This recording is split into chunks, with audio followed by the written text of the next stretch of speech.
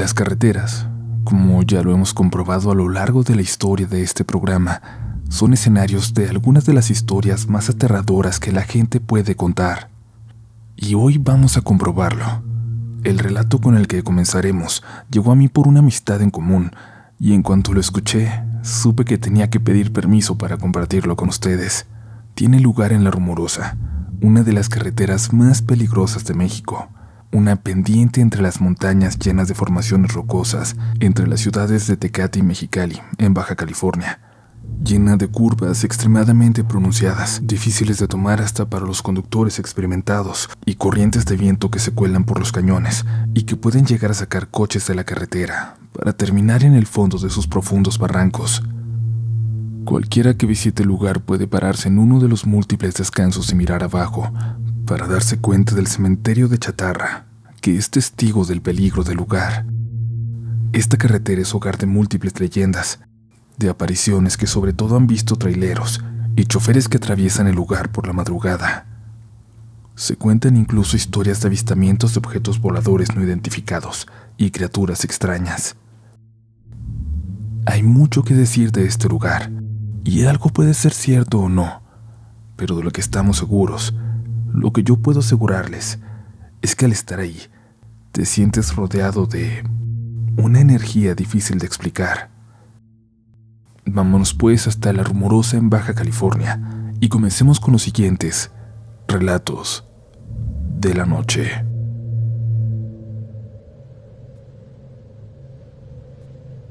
Hola a todos. Esta historia sucedió hace ya varios años a una persona muy cercana a mí, prácticamente de mi familia, que se dedica al transporte de mercancía, tanto en trailers como en camiones de menor tamaño. Su vida era estar al volante. El relato que les comparto comienza en una ocasión en que le tocó llevar mercancía en uno de estos camiones medianos desde Tijuana hacia la ciudad de Mexicali. Era de noche, pero no había mucho producto que llevar, así que en esta ocasión no se iría en caravana junto a otros choferes, como usualmente hacía. No, en esta ocasión le tocaría manejar solo. Es un trayecto corto, no hay gran problema en hacerlo, incluso atravesando La Rumorosa, esa carretera tan peligrosa antes de bajar al desierto de la Laguna Salada. Iba a una buena hora. Salió con la última luz del día y a las 9 de la noche estaba pasando por ese lugar. Sucedió entonces algo que nunca era buena señal.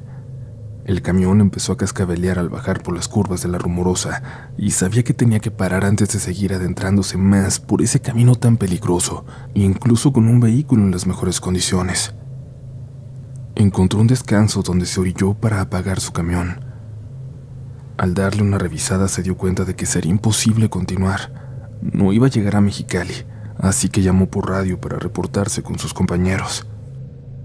Le confirmaron que ya saldría una grúa para allá, pero la única que podría con el camión tardaría más de 3 horas en llegar. Le pidieron que esperara ahí y que siguiera el protocolo. Este consistía en encerrarse en el camión y no abrirle absolutamente a nadie por cuestiones de seguridad. Tal vez el frío de aquella noche la hacía parecer más desolada. Quizás por ese viento que congelaba la piel al tocarla. Prácticamente no había más vehículos circulando por ahí. Según el protocolo, no podía aceptar ni siquiera la ayuda de alguien que se detuviera para preguntar si todo estaba bien. Ni modo, pensó, tocará esperar hasta que lleguen. Después de un rato empezó a sentirse aburrido. Le empezó a llegar el sueño y se acostó a lo largo del asiento con su cabeza hacia el asiento del copiloto.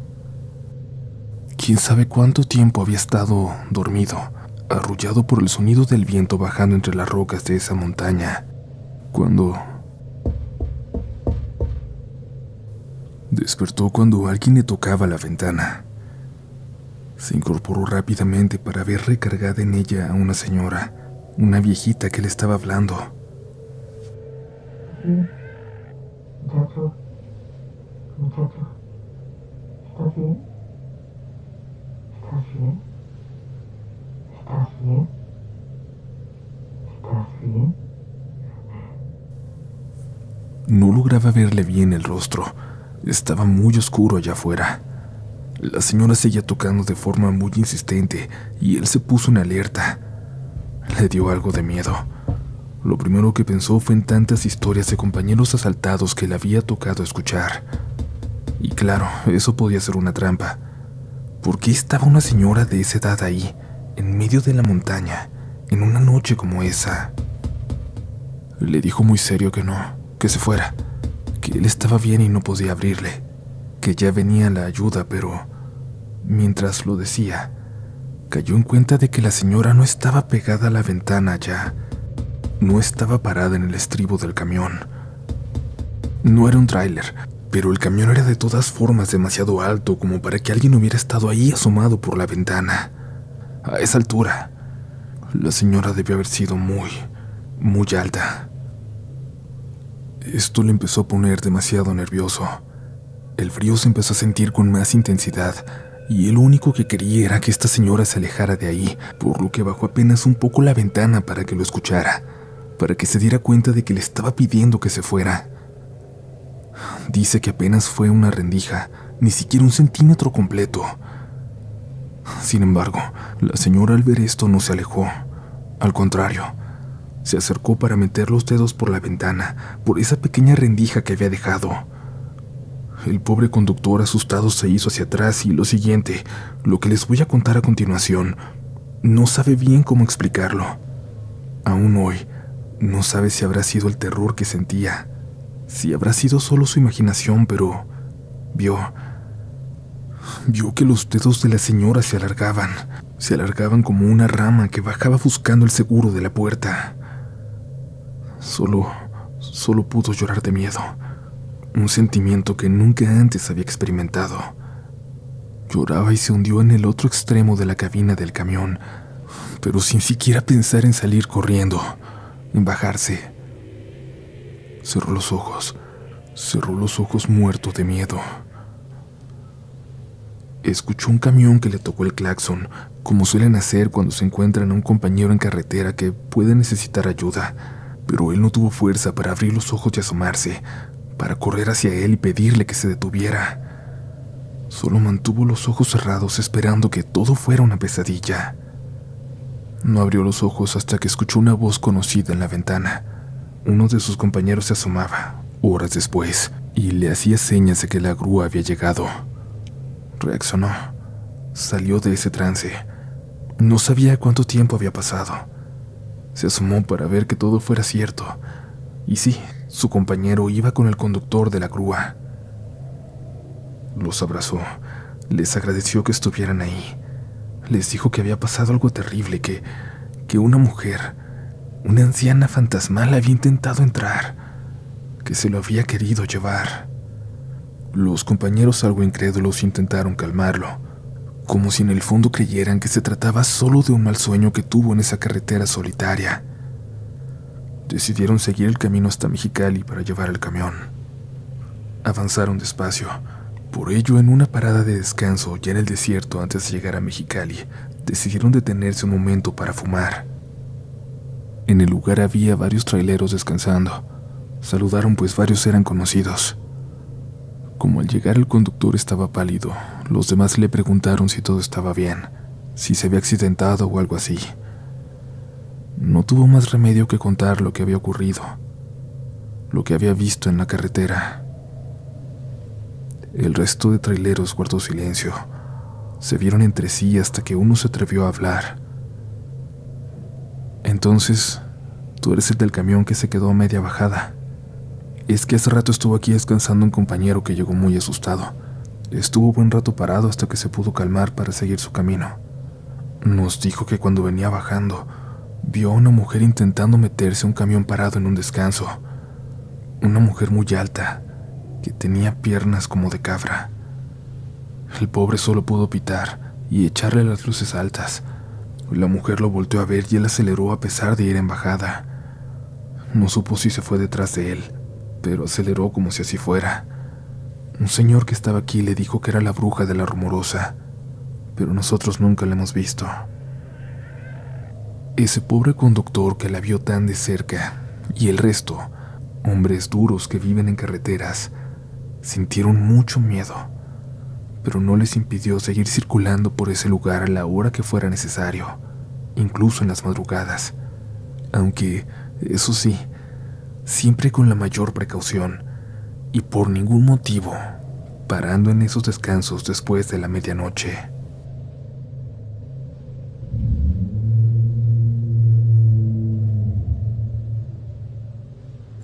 Gracias por continuar por aquí. Recuerden que aún falta, que no se pueden considerar sobrevivientes a este episodio hasta no terminarlo, y por supuesto que lo harán, seguramente a oscuras, o quizás mejor aún, atravesando ustedes mismos una carretera esta noche. ¿Dónde nos estás escuchando? Espero que en el mejor ambiente para adentrarte en estas historias, en uno que te podría ser el siguiente protagonista de Relatos de la Noche. Recuerda que puedes encontrar mi libro de cuentos de terror en cualquier librería cerca de ti. En internet está agotado temporalmente en Amazon. Estamos trabajando para que manden unos cuantos más, pero hay varios sitios en línea donde puedes encontrarlo con envío gratis. Yo te recomiendo que busques bien, que no lo compres en esos lugares donde le están subiendo el precio. Recuerda que el precio original es de 199 pesos y que es seguramente el regalo perfecto para este 14 de febrero si tienes cerca de ti a alguien que también sea parte de esta comunidad. Por ahora es momento de continuar con los relatos que tenemos para ti esta noche.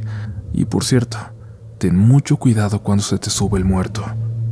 Puede que no sea solo un simple fenómeno de trastorno del sueño.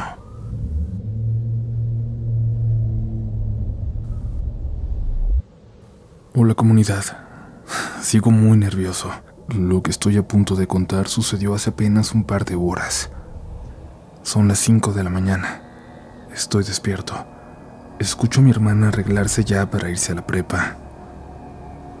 Estuve a punto de salir a pedirle ayuda a ella, pero al final soporté el miedo para no hacerlo.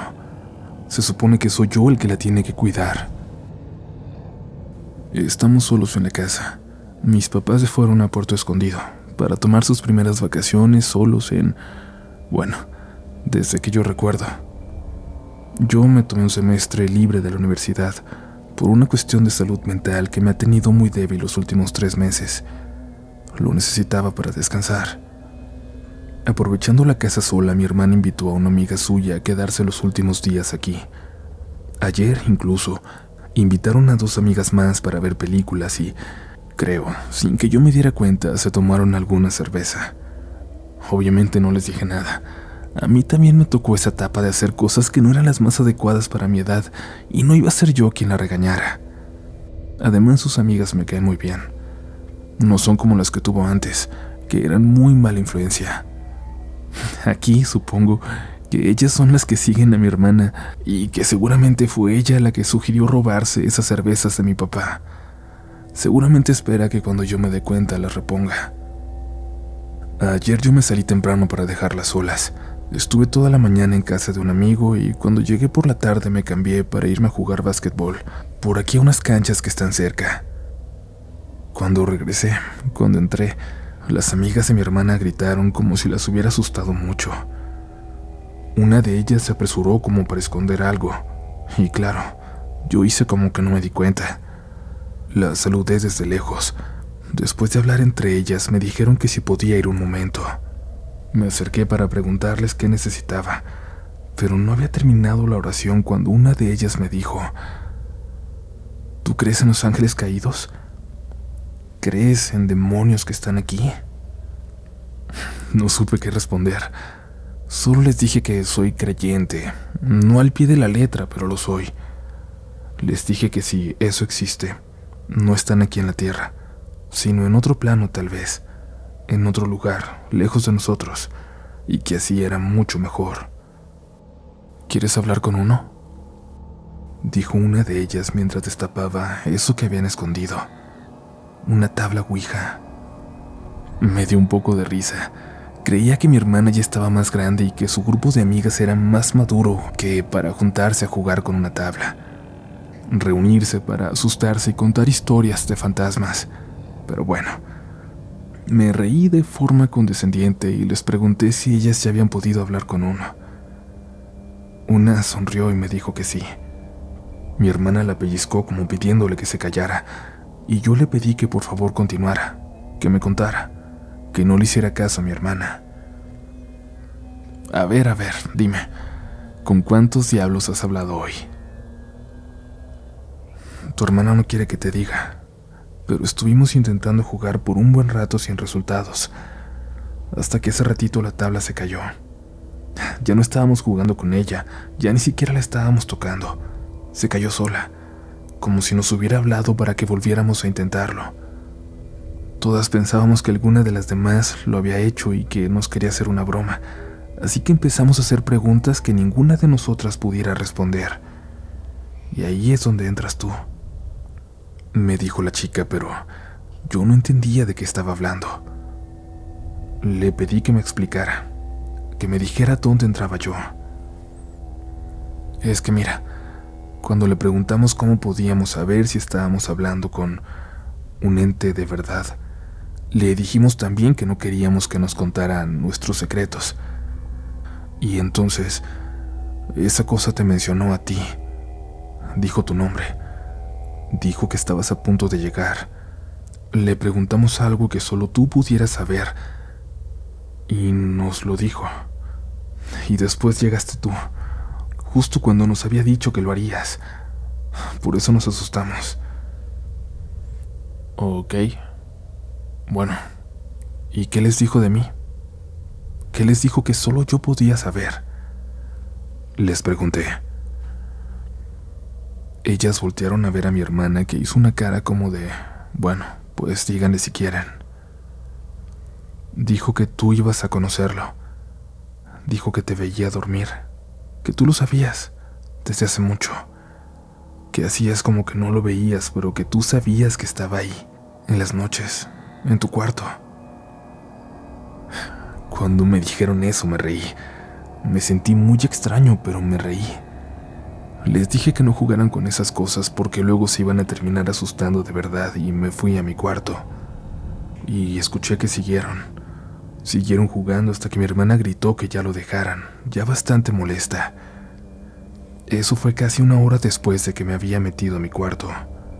Escuché cómo la querían convencer de que me hablara, y ella se negaba, pero al final yo salí solo. Les pregunté ahora qué pasaba. Mi hermana estaba sentada en la sala, lejos de la tabla. Había decidido dejar de tocarla desde que empezó a hablar de mí. Las chicas ya estaban nerviosas, pero me querían preguntar si era cierto algo que la cosa de la tabla les había dicho. Algo que, según él, comprobaría que sí estaba ahí. Intentando disimular los nervios, me acerqué. Me senté entre ellas y les pedí que me dijeran. Él dijo que está contigo desde que eres pequeño, que siempre que se siente débil viene por ti, porque sabe que tú siempre tienes miedo.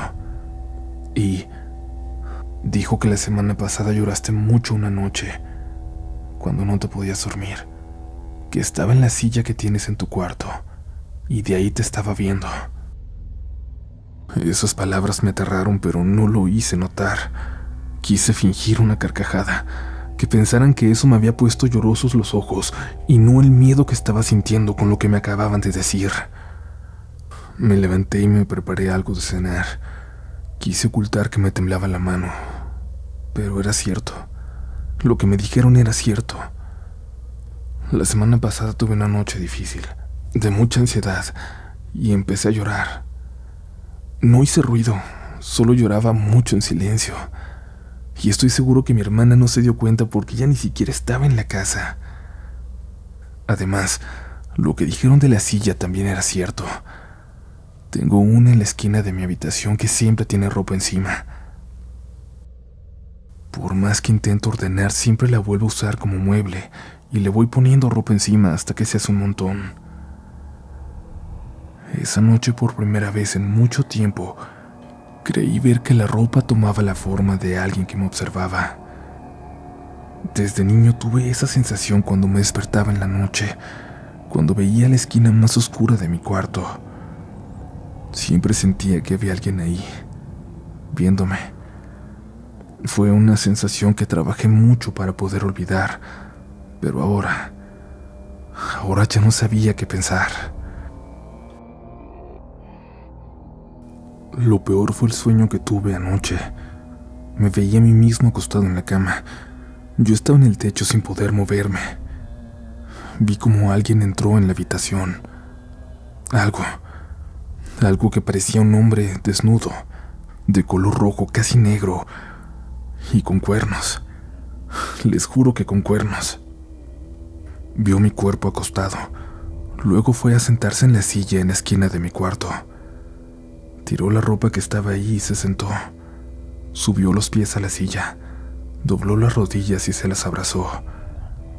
Empezó a mecerse mientras veía hacia mi cuerpo dormido y decía algo que no alcanzaba a escuchar. Solo veía la boca moverse.